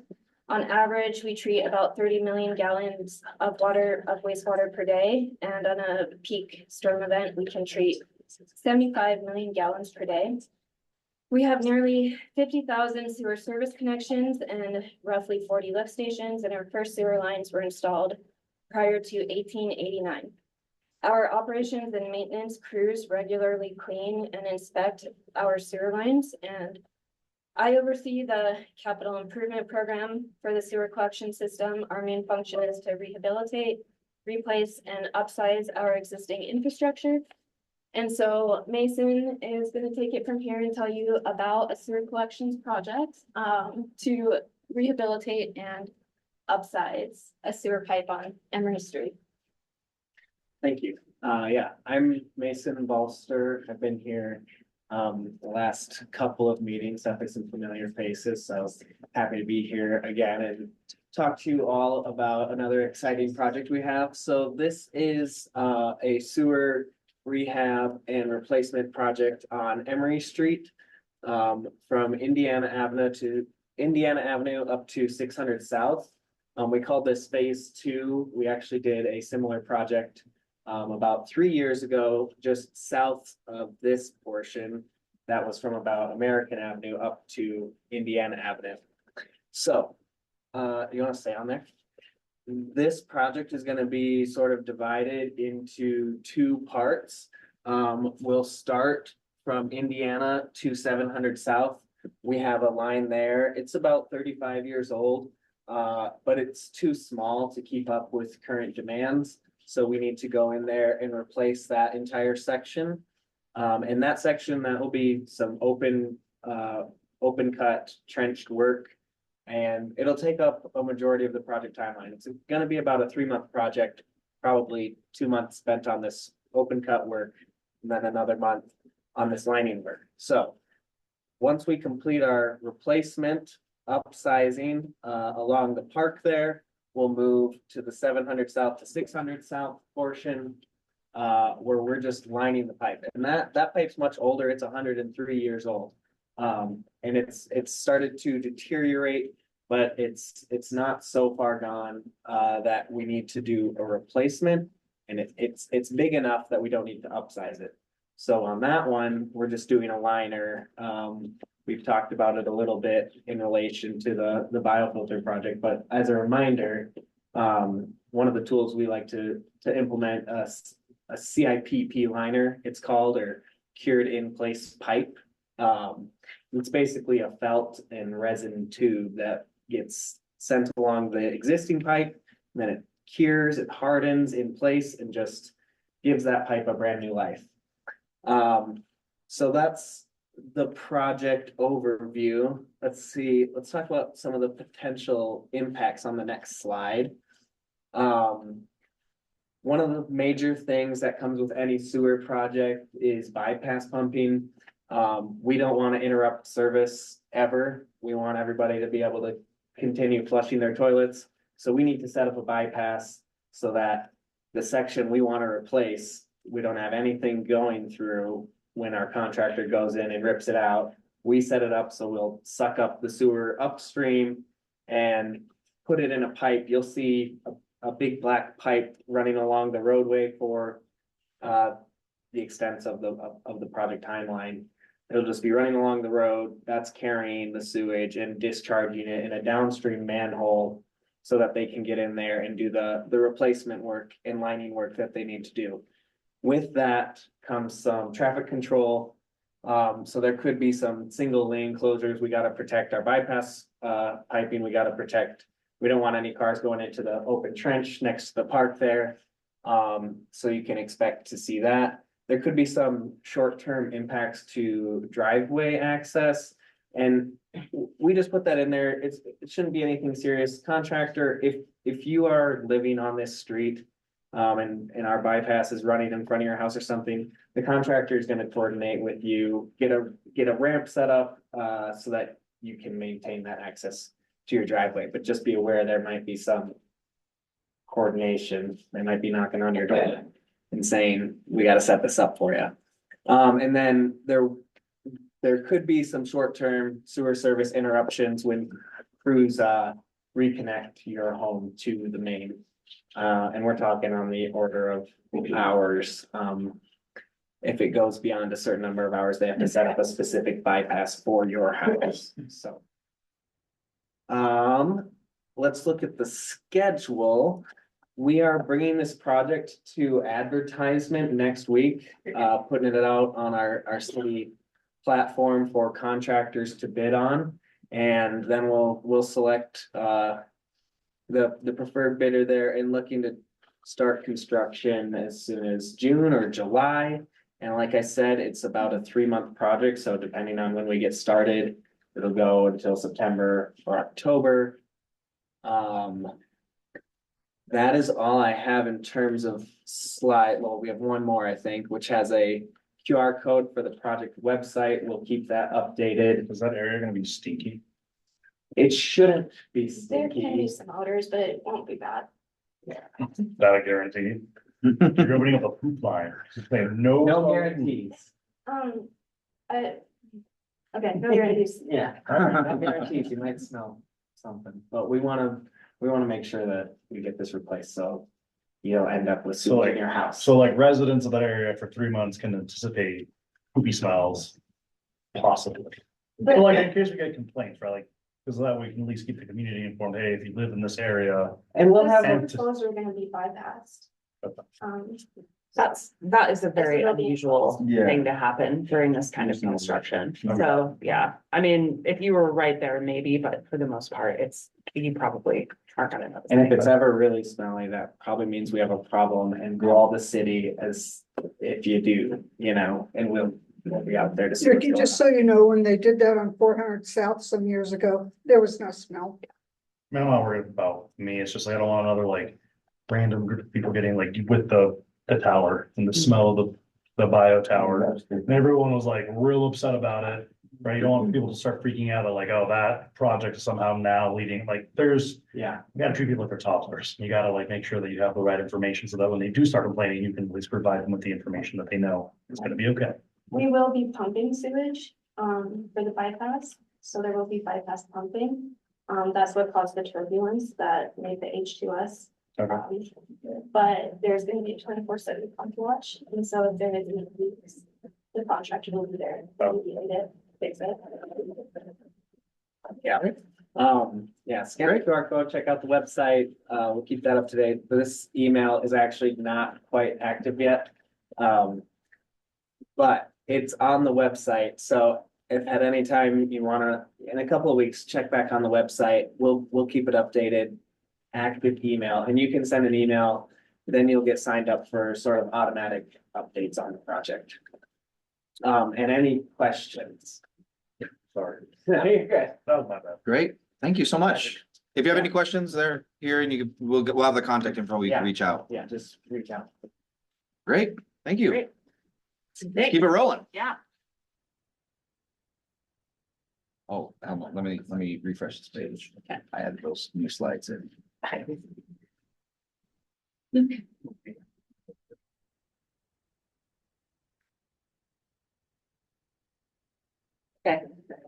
Thanks all. My name is Stacey Adams and I'm a consultant working for Salt Lake City Engineering. We have a bunch of projects that we're working on in the neighborhood, including 600, 700 North Street reconstruction, where we do get into my neighborhood as a Fair Park resident. You have the delight of traveling down that road. That project is on track to be completed by the middle of November, so that's good news. If you are going to be traveling over for Fair Park events, please contact us and let us know. But tonight we're here to talk to you about 500 South and 600 South. This is Delphia Valenzuela with Salt Lake City Engineering. So let's just get started. I want to preview something that Delphia is going to talk to you about more in just a minute, and that is that the city has streamlined all of the engineering work under one website and one sort of project communication banner, and that information is right here. And Delphia will tell you more about this in a minute, but I do just want to let you know that this is something super cool that the city is doing so that you don't have to remember 15 different email addresses and hotlines, because there is so much work happening here. So next slide, please. So the Jordan River Bridge reconstruction at 500 South, there are 4 bridges that are being reconstructed over the Jordan River in Salt Lake City. 650 North, 200 South, 400 South, 500 South, and 1300 South. So the ones that are most prescient to you are 200, 400, 500. 500, you can see it out here when you drove in. We have the traffic control set up. The contractor is working on utilities right now. Starting the week of April 6th, they will be closing the road. So 500 South will be closed between 1000 West and Emery Street, but the trail will be open. So road closed, trail open. We'll show you a detailed map here in a minute. The bridges are being rebuilt because they're old. They're 65 years old, and they were not built to withstand a 100-year flood event or an earthquake. So this is a very significant investment in the communities of the west side who have to use these bridges. This is infrastructure that's going to carry forward past me when I am dead in God knows how many years, but our children, our neighborhoods, these are bridges that are going to serve our communities for the next 6 or 7 decades. So it's a really great investment. $25 million going into all the bridge reconstructions, and we will finish up 500 South this fall. So you're going to be getting a postcard if you live right in this neighborhood in the next couple of weeks that's got this detour map. The information is in English and Spanish, so please share it with your neighbors. Please call us and ask questions. You can see some of the impacts right here, where the road is going to be accessible. The trail again will be open, but on-street parking is going to be generally unavailable on 500 South between 1000 West and Emery Street during this work. So we've been working with the neighborhood house on this, trying to coordinate with them for their freight deliveries and their drop-offs for clients and childcare. But just so you know, parking will be a little bit limited while the work is underway. And then this summer, we have 200 South and 400 South. We don't have dates for when those projects will start yet, but we encourage you to sign up for updates so we can let you know. Likely no full closures when we start this work. It will be, you'll shift to one side of the road or the other, but we will not have the road fully closed. And so we're not looking at the same kind of detours that we have on 500 South. So what's the estimated time frame for, I mean, not when it will begin, but how long it takes to do any one bridge? So conservatively 6 to 8 months, but they're moving much faster. Typically it's been about 5 to 6 months. And then just a couple of the things that we are doing to try to prepare folks for this. So we've been meeting with Neighborhood House, we've met with the police department and the fire department. We are doing door-to-door visits for impacted property owners. All of our information is in English and Spanish. So we want to make sure everybody in the neighborhood who needs the information has it in the language they need. We're also working with the contractor to try to minimize impacts. And if something does come up, like a blocked driveway, which is a fairly common impact during construction, that we could get that resolved quickly. You can call, text, or email us if you have questions or concerns. Okay. So in addition to the bridge, we are also reconstructing Navajo Street from 300 South to 600 South. The biggest goal is to repave. It's not great quality up there. So the project has started. They are starting on the 300 South end and working towards 600 South. Right now they have finished all the concrete on the first block and they're just going to keep moving with that concrete. Once the weather warms up a little bit more and the asphalt plant's open, we will start paving.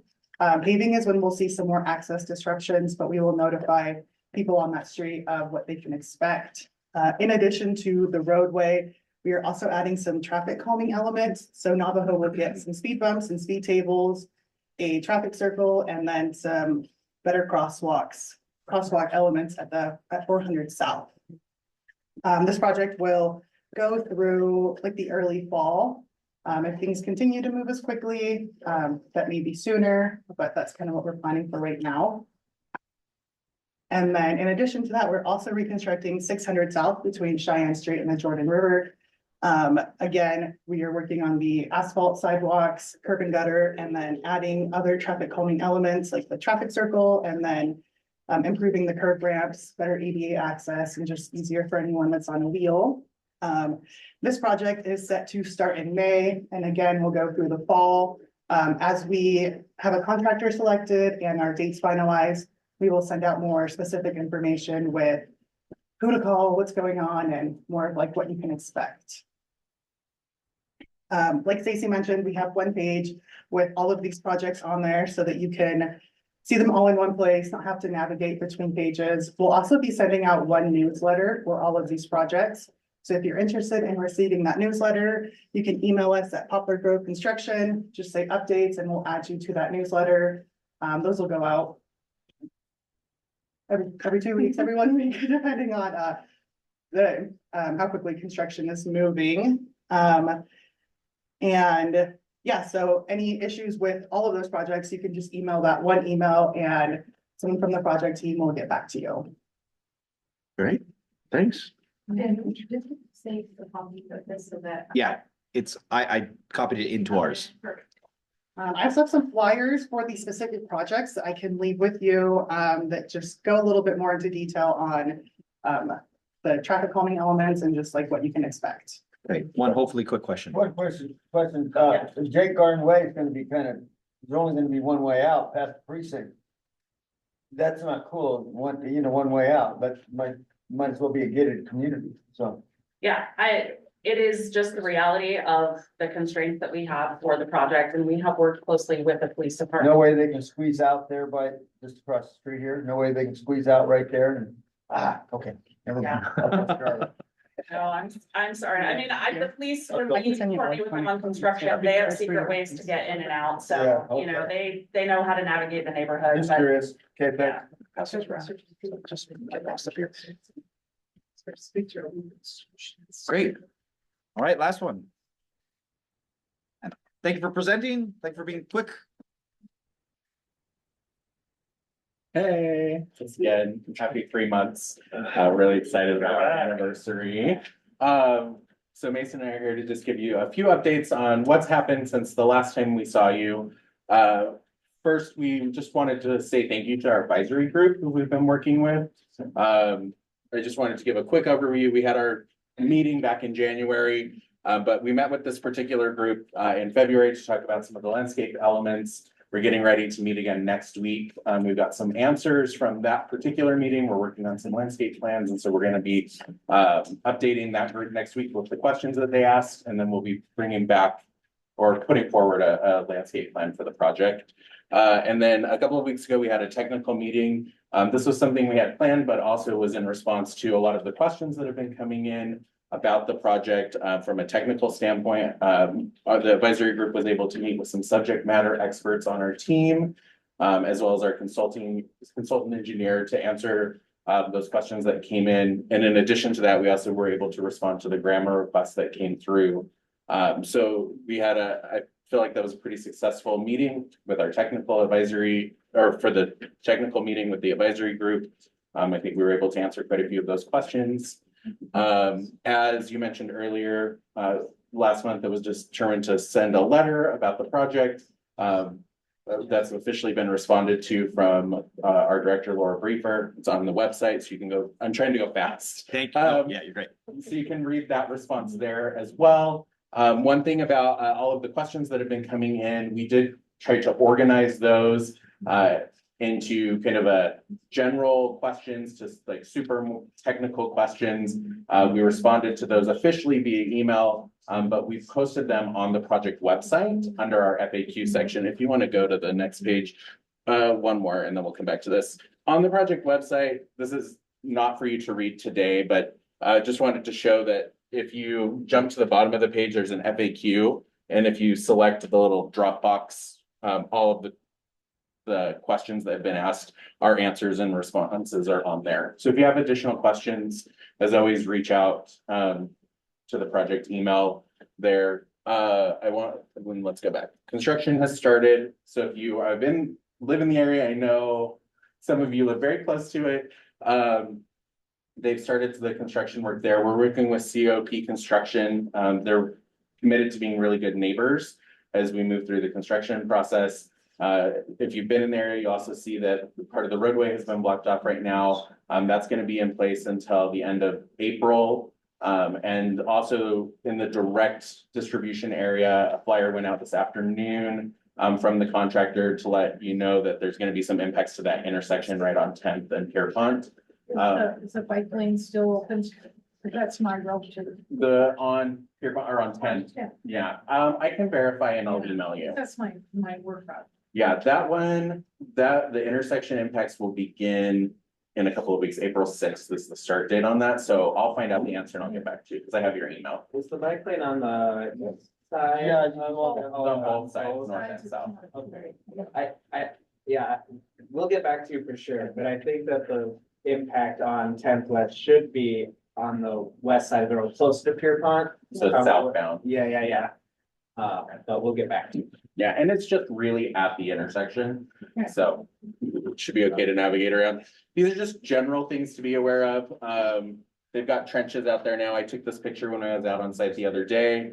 So you can see they've got it fenced off and it's safe, but don't veer in because there are big drops where they're doing some work.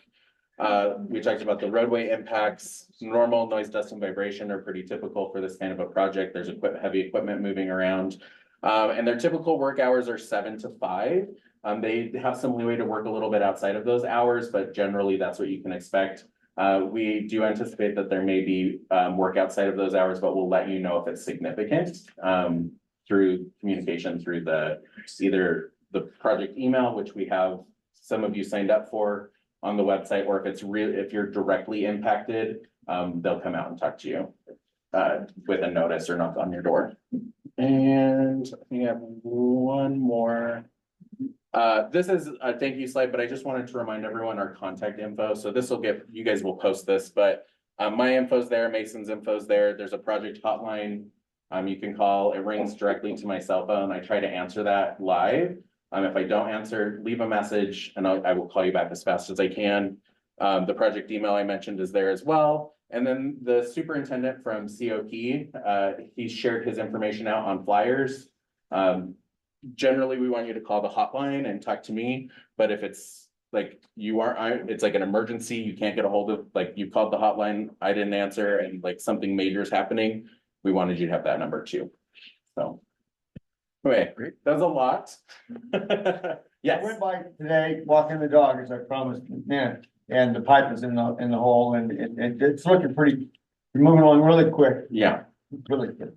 Yeah, they're still intending we're still on schedule as of right now to be done in later this summer. So. Okay. Well, if you have any questions, we're almost done, so you can catch them afterwards. So thank you so much for presenting. Thank you guys so much. Just moving on to the last section is we have this little time at the end. Are there any other public comment that hasn't already brought up that's anyone here really wanted to bring up? I have a plea. I live in this community. But no one understands that I live in this community because it's a trailer park. And everywhere I have gone in the city and in the county to say they're doing this and they're doing that. And they'll say, oh, that's terrible, that's terrible. And the second I say trailer park, they go, oh, well, yeah. Nothing we can do. Yeah. There's nearly 100. They have written it's 100, but they lied. The corporation that owns it started in Florida and they moved across the United States. And their name is Kingsley Management. And they treat you like they are the kings and you are the serfs and you will do what you're told. And we will fine you if your grass is too long. We will fine you if the book of all of the things you can get fined for is 12 pages long. The trailer park I live in is on the corner of Redwood Road and Forsyth South. We've had 5 people in the office in the last 4 years. They quit. They can't stand it. And most of the people in my park are Hispanic. They're afraid to stand up for themselves.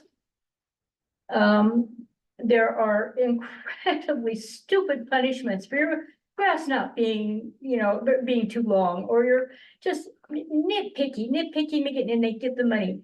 And Kingsley Management has parks from Florida all the way across to here.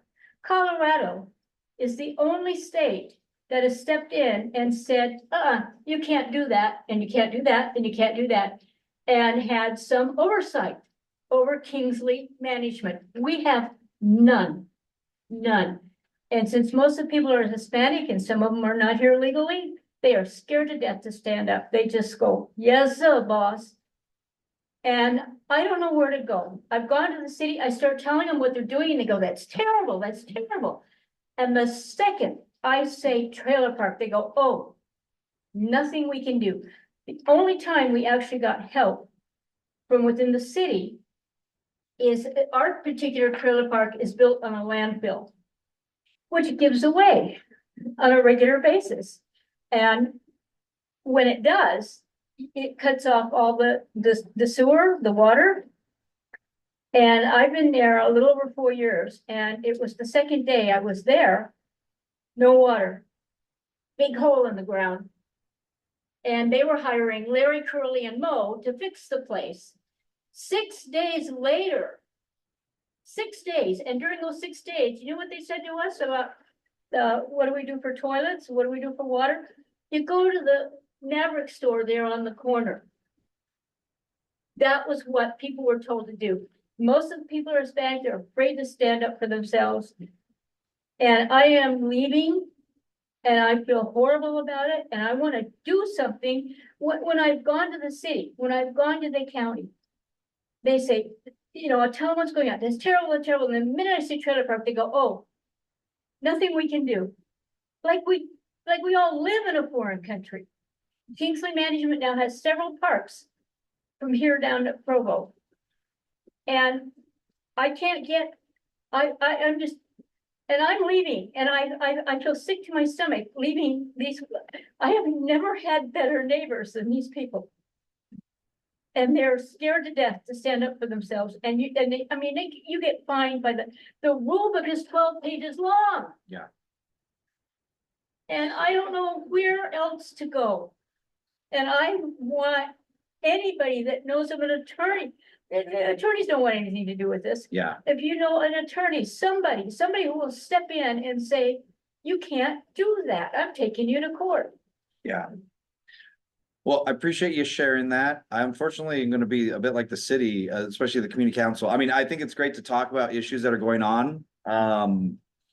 I don't think there's anything, does anyone in this room know of anything that we can do? The problem with it being that it's private property, right? So. I can't find an attorney that cares. Yeah. I can't pay for one.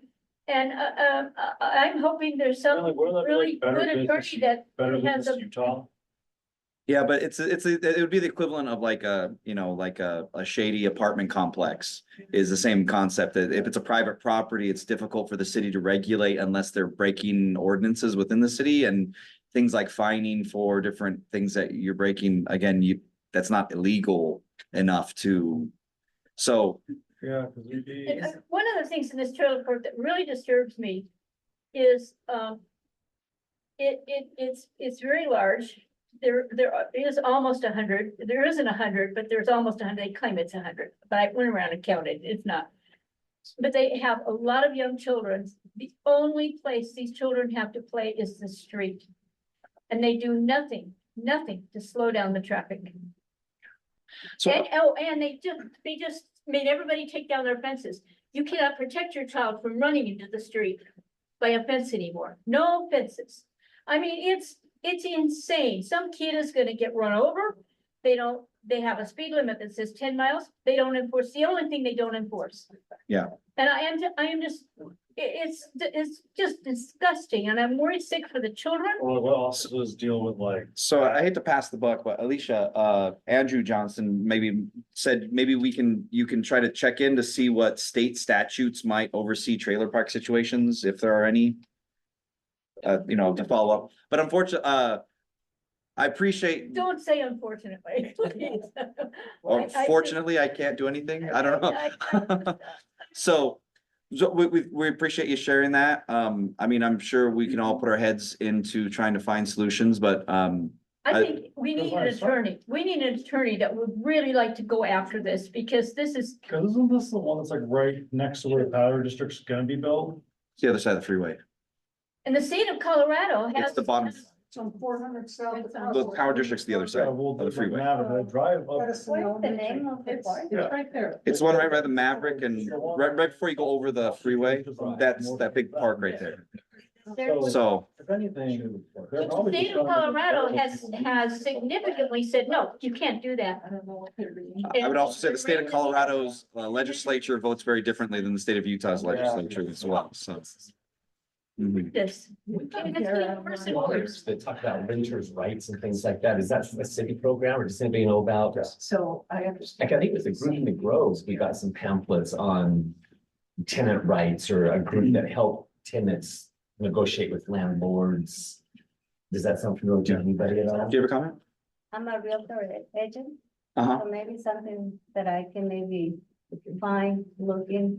Okay, yeah, I think if we could find a gun-ho attorney that would just love to take this on, yeah, that would make a huge difference, but I can't find anybody, and I can't pay anybody. yeah. Well, it almost feels like a shakedown. You have a bunch of people that. Well, with our time running short, I'm not sure if we'll have an answer to that today, but we do appreciate. Yeah. Yeah, there's all kinds of things I want to, so. The people who are here are people who care about the community, but nobody cares about the trailer park. We are isolated in a certain way. And nobody even knows what's going on and how many times people are being fined for the tiniest little thing. And they are low income. Yeah. Hispanic people with a boatload of kids who play, the only place to play is in the street. Yeah, And they don't do anything to stop the people from speeding in the street. Yeah. I mean, it's just crazy, and it's. Sounds like it's terrible. yeah, and unfortunately I mean, again, just south of there at Ashford Apartments, which I'm familiar with, they do also very similar practices in terms of the fining of any kind of, I mean, so they're not alone there, which doesn't make it any better, but, yeah, I guess maybe we'll look into a couple options that we have here in terms of like seeing if there are any statutes that can help with that. And that's, I think, the limit to what the community council can do right now today, but thank you for sharing that. Are there any other public comment that anyone needs to bring up? Yeah. I'm gonna bring up the same one. So some people have heard me talk. My name is Autumn again. And so for those who haven't, I have some kids here that are Know Your Rights. They have whistles in them, and we're also meeting because the first meeting I was like, I don't know what to do. So now we're actually connecting, we're meeting. We have ideas more than the kids, which is great. And if you have ideas, please let me know and be part of this, of our people trying to protect our neighbors from what's happening, like the big detention center and those kind of things. Like that's just, but we're starting locally. So Poplar Grove people just, helping, looking out for their neighbors. And one of the things we're doing are actually talking to our neighbors and meeting them. And so that if we notice they're not there or something's happening, we'll know that actually something did happen to them. So, yeah, that's a lot, but if you have any questions, approach me after. We're trying to get more organized and get more ideas and people to help each other. So, thank you. Thank you. If anybody knows an attorney willing to step up, I'm in trailer 112 Okay, great. in Sherwood Forest Trailer Park.